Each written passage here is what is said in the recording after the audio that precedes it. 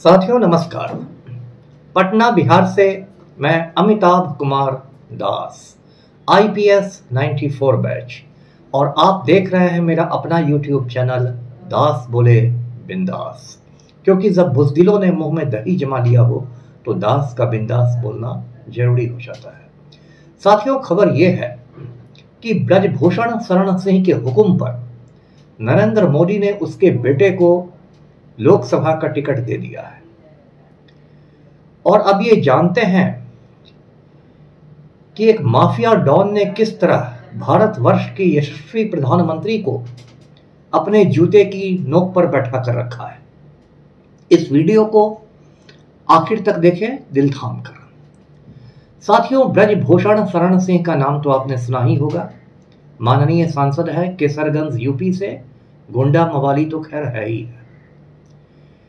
ब्रजभूषण शरण सिंह का जन्म सन 1957 में उत्तर प्रदेश के गोंडा जिले में हुआ था। जब गोंडा जिले का नाम मैं सुनता हूं तो मुझे अदम गोंडवी की याद आती है। वो भी गोंडा के ही थे, इसलिए खुद को गोंडवी कहते थे। अदम गोंडवी मेरे प्रिय कवियों में है और आपको भी यदि मौका मिले तो अदम गोंडवी की कविताएं जरूर पढ़ें। तो ब्रजभूषण शरण सिंह की पढ़ाई लिखाई अयोध्या के साकेत कॉलेज में हुई और कॉलेज के दिनों से ही वो लंपट किस्म का लड़का था। आगे चलकर वो भाजपा में शामिल हो गया क्योंकि लोगों ने उससे बताया कि भाजपा ही एक ऐसी पार्टी है जिसमें गुंडे मवाली भी जाते हैं तो प्रखर राष्ट्रवादी कहलाते हैं। 6 दिसंबर सन 1992 को जब अयोध्या में बाबरी मस्जिद गिरा दी गई थी कार सेवकों के द्वारा, तो कार सेवकों की उस भीड़ में ब्रजभूषण शरण सिंह भी था। सीबीआई ने ब्रजभूषण शरण सिंह को चार्जशीट भी किया था, लेकिन बाद में जब ट्रायल हुआ, सुनवाई हुई, तो कोर्ट में वो बरी हो गया। ब्रजभूषण शरण सिंह को पूर्वांचल का यानी कि पूर्वी उत्तर प्रदेश का शिक्षा माफिया माना जाता है। माना जाता है कि लगभग वो 54 स्कूलों और कॉलेजों का मालिक है। इसमें मेडिकल कॉलेज है, इंजीनियरिंग के कॉलेज हैं, फार्मेसी के कॉलेज हैं, और इन कॉलेजों के जितने भी निदेशक हैं वो या तो उसके परिवार के ही लोग हैं या बिल्कुल करीबी लोग हैं। ब्रजभूषण शरण सिंह कुल 6 बार सांसद रहा है, 5 बार भाजपा के टिकट पर और 1 बार समाजवादी पार्टी के टिकट पर। आज की तारीख में ब्रजभूषण शरण सिंह का बेटा प्रतीक भूषण सिंह गोंडा का विधायक है, MLA है। ब्रजभूषण शरण सिंह की जो पत्नी है केतकी देव सिंह, वो भी 1 बार गोंडा की सांसद रह चुकी है। उस समय ब्रजभूषण शरण सिंह दिल्ली के तिहाड़ जेल में टाडा के तहत बंद था, तिहाड़ जेल की हवा खा रहा था। साथियों, ब्रजभूषण शरण सिंह 6ठी बार सांसद बनने के बाद अपने रसूख का इस्तेमाल करके भारतीय कुश्ती महासंघ का अध्यक्ष बन गया। जो रेसलिंग फेडरेशन ऑफ इंडिया है उसका चेयरमैन बन गया। उसके बाद से उसकी नजर महिला पहलवानों पर रहने लगी। जब भी ये महिला पहलवान विदेश जाती थी, होटल में ठहरती थी, तो ब्रजभूषण शरण सिंह होटल में अपने कमरे में बुलाता था महिला पहलवानों को और उनकी छाती दबाया करता था। क्योंकि ब्रजभूषण शरण सिंह बहुत वरिष्ठ राम भक्त है, तो महिला पहलवानों की छाती दबाने के बाद जय श्री राम का उद्घोष करता ही करता था। तो ये ब्रजभूषण शरण सिंह का हाल था।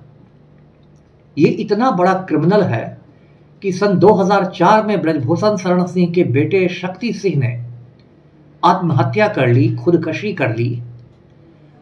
उस समय शक्ति सिंह एक इंजीनियरिंग कॉलेज का स्टूडेंट था और उसने ब्रजभूषण शरण सिंह के लाइसेंसी पिस्तौल से ही खुद को गोली मार ली।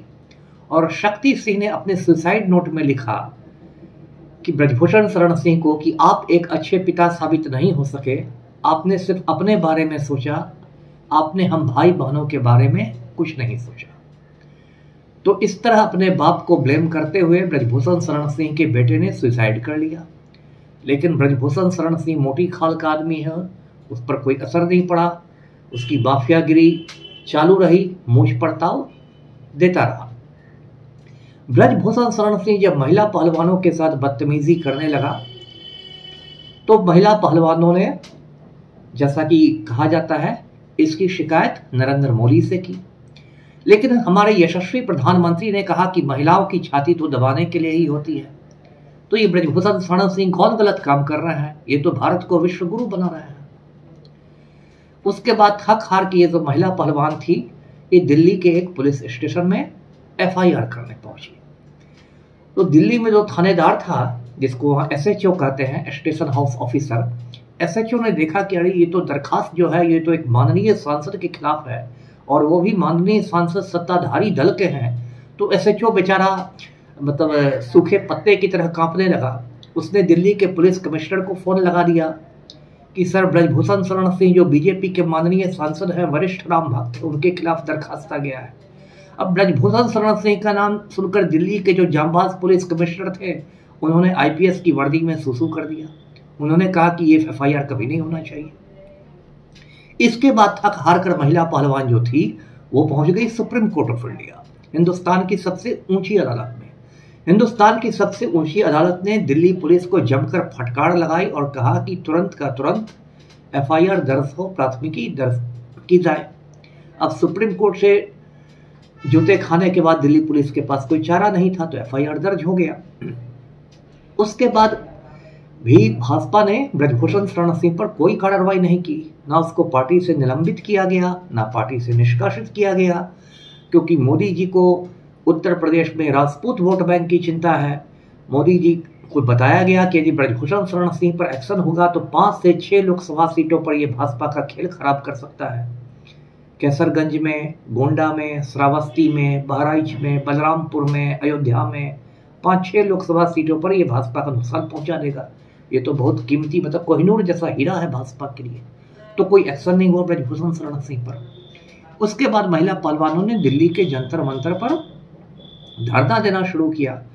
आप उन पहलवानों का नाम भी जानते हैं। एक साक्षी मलिक थी, एक विनेश फोगाट थी। ये दोनों देश की टॉप की महिला पहलवान हैं। इन्होंने बड़े बड़े अंतर्राष्ट्रीय खेलों में, एशियाई खेलों में, ओलंपिक में, कॉमनवेल्थ में पदक जीते हैं, देश का नाम रोशन किया है।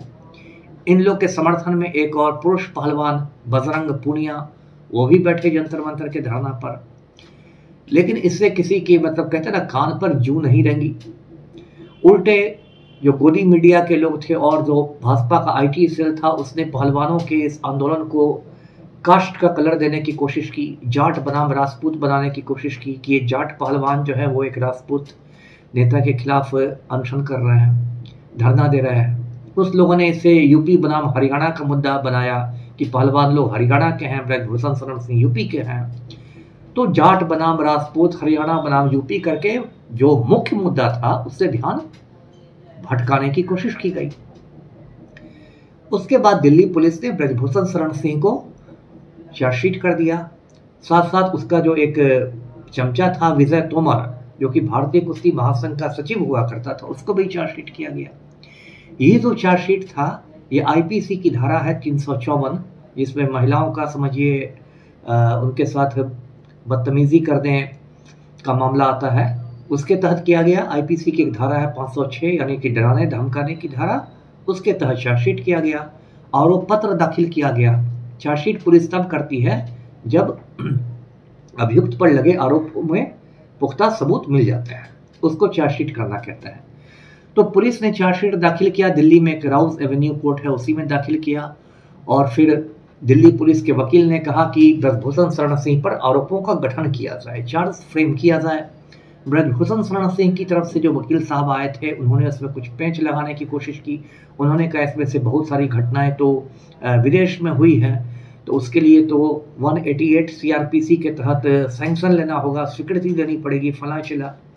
उसको फिर दिल्ली पुलिस के वकील ने कहा कि नहीं, इसमें कुछ घटनाएं दिल्ली में भी हुई है, सारी घटनाएं विदेश में नहीं हुई है, इसलिए 188 CRPC के तहत स्वीकृति लेने की कोई जरूरत नहीं है।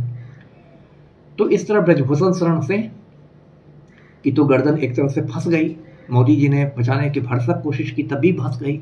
उसके बाद भारतीय कुश्ती संघ के अध्यक्ष पद से ही ब्रजभूषण शरण सिंह को हटना पड़ा। तो उन्होंने अपने एक चेले को, अपने एक शागिर्द को उसका अध्यक्ष बना दिया और फिर टीवी कैमरों के आगे मुझ पर ताव देते हुए बोले कि दबदबा था, दबदबा है, दबदबा रहेगा। उसका इतना हंगामा हुआ कि अंत में वो जो कुश्ती महासंघ को ही निलंबित कर दिया गया, उनके चेले को भी की भी छुट्टी हो गई। इधर जो ये महिला पहलवान थी, इनमें फ्रस्ट्रेशन बढ़ता जा रहा था। इनको लग रहा था कि जो देश का प्रधानमंत्री है वो इस गुंडे मवाली के साथ खड़ा है, हमारी कोई सुनी नहीं जा रही। तो महिला पहलवान पहुंच गई हरिद्वार। हरिद्वार में आप जानते हैं गंगा नदी बहती है, गंगा मैया।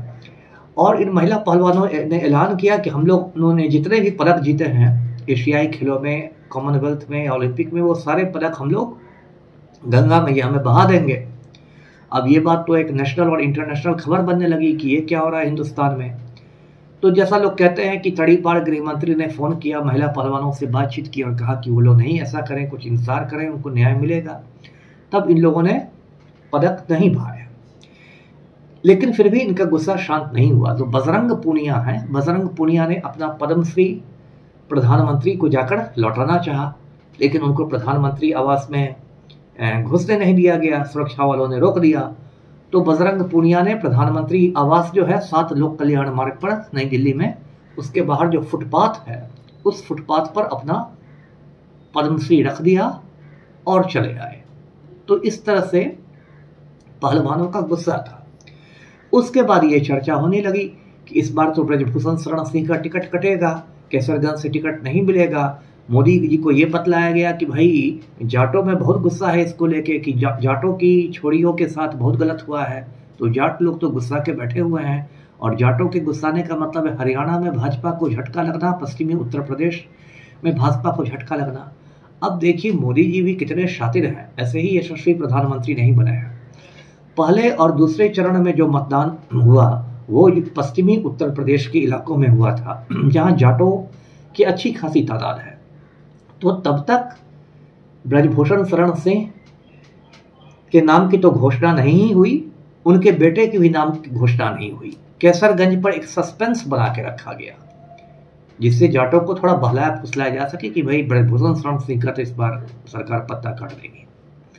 लेकिन जब दोनों चरण के मतदान खत्म हो गए तो कल यानी 2 मई को जाकर ब्रजभूषण शरण सिंह का बेटा है करणभूषण सिंह के नाम की घोषणा हो गई। अब ये करणभूषण सिंह के बारे में भी जान लें। ये जो करणभूषण सिंह है, इसने ऑस्ट्रेलिया में जाकर पढ़ाई की है। अब ऑस्ट्रेलिया की पढ़ाई से याद आया कि बहुत सारे भारतीय छात्र जाते हैं ऑस्ट्रेलिया पढ़ने के लिए, और खाली समय में थोड़ा पॉकेट मनी बनाने के लिए वो लोग कंगारू के गोबर भी साफ करते हैं। कंगारू एक जानवर होता है, जानते हैं, ऑस्ट्रेलिया में पाया जाता है। अब करणभूषण सिंह ने कंगारुओं का गोबर साफ किया या नहीं, इसकी मुझे कोई सूचना नहीं है। करणभूषण सिंह के बारे में कहते हैं कि बहुत अच्छे निशानेबाज हैं, शूटर हैं, राष्ट्रीय स्तर के निशानेबाज हैं, और उत्तर प्रदेश कुश्ती महासंघ के अध्यक्ष भी हैं। यानी कुश्ती की जो परंपरा उनके पूज्य पिताजी ने बढ़ाई थी, उसको ये और आगे बढ़ा रहे हैं। तो अब देश जरा जानना चाहता है मोदी जी से कि आप तो परिवारवाद के खिलाफ बड़े ओजस्वी भाषण देते हैं, लेकिन पहले ब्रजभूषण शरण सिंह एमपी बना, उसका बेटा प्रतीक भूषण सिंह गोंडा का विधायक है, और अब उसके एक दूसरे बेटे को करणभूषण सिंह को किशनगंज से टिकट मिल गया है, आपकी पार्टी नहीं दिया है। तो फिर ये परिवारवाद नहीं है क्या? परिवारवाद क्या तभी होता है जब लालू के बेटे बेटियां चुनाव लड़ते हैं या गांधी नेहरू परिवार के बेटे बेटियां चुनाव लड़ते हैं। लेकिन भाजपा वाले हैं ये लोग तो बहुत बात बनाने में उस्ताद होते हैं, तो बात बना के निकल जाएंगे पतली गली से। भाजपा वाले परिवारवाद को भी राष्ट्रवाद का मुलम्मा चढ़ा देते हैं। तो करणभूषण सिंह को टिकट दिया गया। अब ये सवाल भी उठ सकता है कि क्या मजबूरी है कि नरेंद्र मोदी एकदम लाचार बेबस बन गए हैं माफिया डॉन के सामने। तो इसकी 2-3 वजह बताई जा चुकी। एक वजह तो मैं पहले बता चुका हूं कि ब्रजभूषण शरण सिंह का इतना मतलब उस इलाके में भौकाल है कि वो 5 से 6 सीटों पर तो भाजपा की खटिया खड़ी कर सकता है, इसका डर है मोदी जी को। दूसरा डर ये था कि अभी आप जानते हैं कि पूरे देश में राजपूतों का गुस्सा भाजपा पर है। उसकी शुरुआत तब हुई थी जब गुजरात के राजकोट में जो भाजपा के उम्मीदवार हैं पुरुषोत्तम रूपाला, उन्होंने राजपूतों के बारे में कुछ अनशंट बातें की। बाद में उन्होंने माफ़ी मांग ली, लेकिन राजपूतों ने कहा कि नहीं, रूपाला को टिकट उसका छीन लेना चाहिए भाजपा को। उसके लिए भाजपा आलाकमान राजी नहीं हुआ। तो गुजरात में, राजस्थान में, पश्चिमी उत्तर प्रदेश, ये सब में राजपूतों का बहुत भारी गुस्सा भाजपा पर रहा और राजपूतों ने एक तरह से कसम खाई कि हम भाजपा को वोट नहीं देंगे। तो मोदी जी को ये लगा कि कहीं ब्रजभूषण सिंह और उसके परिवार वालों को टिकट नहीं दिया जाए तो कहीं राजपूत न नुकसान पहुंचा दे। एक और चर्चा हो रही थी, ब्रजभूषण शरण सिंह ने ये अफवाह उड़ाई थी कि यदि उसको भाजपा वाले टिकट नहीं देंगे या उसके बेटे को तो वो समाजवादी पार्टी में जा सकता है और समाजवादी पार्टी का टिकट ले सकता है। इस पूरे विवाद के दौरान अखिलेश यादव का जो रवैया था वो ब्रजभूषण शरण सिंह पर काफी नरम रहा था, सॉफ्ट रहा था, इसलिए भी इस बात को बल मिला। तो खैर अब करण भूषण सिंह मैदान में है। अब मोदी जी वहां जाएंगे, भाषण देंगे, बगल में उनके ब्रजभूषण शरण सिंह बैठे रहेंगे। मोदी जी बेटी पढ़ाओ बेटी बचाओ की बड़ी बड़ी बातें करेंगे। और एक बात मैं और ये बता दूं कि ये पहली बात नहीं है जब मोदी जी ऐसे गुंडे मवालियों के साथ खड़े हुए हैं। लखीमपुर खेरी यूपी से जो भाजपा का उम्मीदवार है वो केंद्रीय मंत्री है अजय मिश्रा टेनी। ये अजय मिश्रा टेनी भी बहुत बड़ा गुंडा है। इसने किसान आंदोलन के समय किसानों को खुलेआम धमकाया था कि मैं 1 मिनट में सबको सीधा कर दूंगा। और अजय मिश्रा टेनी का बेटा है आशीष मिश्रा उर्फ मोनू। आशीष मिश्रा उर्फ मोनू ने लखीमपुर खेरी में किसानों के ऊपर महिंद्रा की थार जीप चढ़ा दी थी। उसमें 5 लोग कुचलकर मारे गए। लेकिन इसके बावजूद हमारे यशस्वी प्रधानमंत्री ने अजय मिश्रा टेनी को मंत्रिपरिषद से बाहर नहीं किया और इस बार फिर लखीमपुर खेरी से खड़ा कर दिया। और प्रज्वल रेवन्ना के बारे में तो आप लोग जान ही रहे हैं। उस वरिष्ठ राम भक्त ने 3000 महिलाओं को नंगा किया और जर्मनी भाग गया है। जर्मनी के किसी 5 स्टार होटल में बैठा हुआ है। और अब तक मोदी जी ने भाजपा का गठबंधन जेडीएस के साथ नहीं तोड़ा है। ये भी ध्यान देने की बात है। और चर्चा तो ये भी है कि प्रज्वल रेवन्ना ने मोदी सरकार के कई मंत्रियों को भी लड़कियों की सप्लाई की है। ये भी एक वजह है कि मोदी सरकार बिल्कुल मजबूती के साथ प्रज्वल रेवन्ना के साथ खड़ी दिखाई दे रही है। तो साथियों, आज का वीडियो यहीं तक। वीडियो मैंने ये दिखाने के लिए बताया कि आपको गोदी मीडिया तो बताया होगा कि मोदी जी का डंका बज रहा है, मोदी जी की शान में कसीदे पढ़े जा रहे हैं, यूक्रेन पर परमाणु बम मोदी जी नहीं गिरने देते हैं, पुतिन को फोन लगा देते हैं, ये करते हैं वो करते हैं। लेकिन असलियत ये है कि ये जो देश का नालायक प्रधानमंत्री है नरेंद्र मोदी, ये सिर्फ ब्रजभूषण शरण सिंह नाम के माफिया डॉन का एक 2 कौड़ी का चपरासी है और माफिया डॉन के जूते की नोक पर रहता है। तो इस वीडियो को लाइक करें, शेयर करें और चैनल को सब्सक्राइब करें। धन्यवाद। जय हिंद।